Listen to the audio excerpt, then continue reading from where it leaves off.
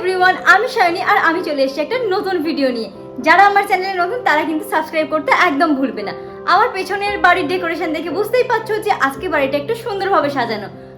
কারণ আজকে কালী পুজোয় আমার অনেক প্ল্যান ছিল যে বাইরে বেরোবো, ঘুরবো ফিরবো, কিন্তু আনফর্চুনেটলি এত খারাপ ওয়েদার যে আমি কোনোটাই করতে পারিনি। আমার কোনো প্ল্যানই সাকসেসফুল হয়নি।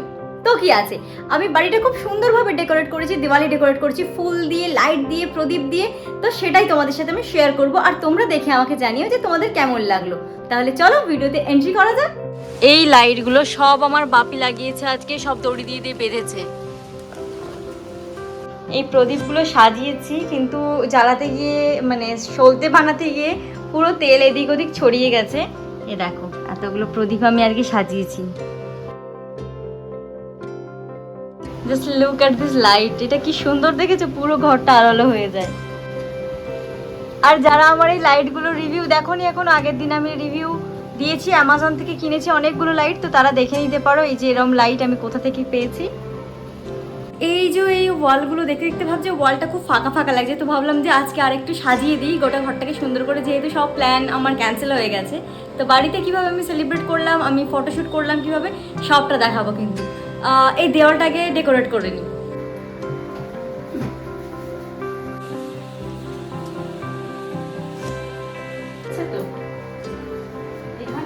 নিতে পারবে, হার নিতে পারবে কি এখানটা?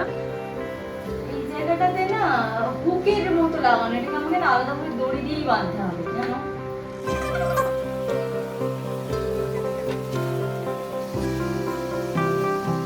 এই ফুলগুলোও কিন্তু আমি অ্যামাজন থেকে কিনেছি, ঠিক আছে। তো এগুলো কিন্তু ফলস ফুল, এগুলো কোনো অরিজিনাল গাঁদা ফুল না, এগুলো ফলস আমি সাজানোর জন্য রেখে দিই। আমি উল্টো দিকে লাগিয়েছি, আমি এতক্ষণ পরে বুঝতে পারলাম। এই দড়িগুলো দিয়ে অ্যাকচুয়ালি ওর দিকটা বাঁধা হবে আর ওইগুলো নিচের দিকে ঝুলবে।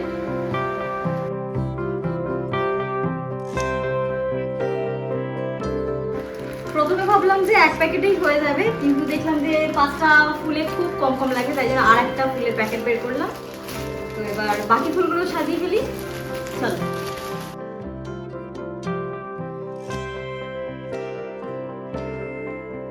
এই এতক্ষণে মোটামুটি আমার ফুল দিয়ে সাজানো হলো, এদিকে লাইটও ফিক্স করা হয়ে গেছে। এবার শুধুমাত্র প্রদীপগুলোকে ফিক্স করব, প্রদীপগুলো জ্বাললেই হয়ে যাবে। প্রদীপগুলো সলতে আমি সকালেই বানিয়ে রেখেছিলাম। প্রদীপগুলো তো আমার সাজানো হয়েই গেছে, এবার প্রদীপগুলো আমি সুন্দরভাবে জ্বেলে দেবো। সাজাচ্ছিলাম আমি সারাদিন ধরে, প্রদীপগুলো সাজিয়েছি, সলতে পাকিয়েছি। জ্বেলে দিই তাহলে একটু একটু করে।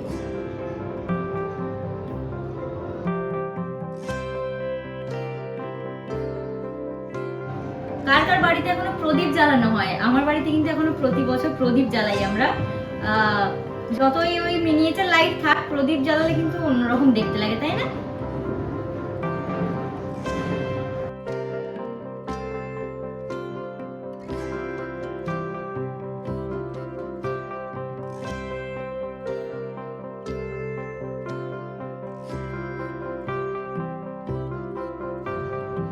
সব আমার প্রদীপ জ্বালানো হয়ে গেছে, প্রদীপ জ্বালা থেকে আমি হাতও পুড়িয়ে ফেলেছি।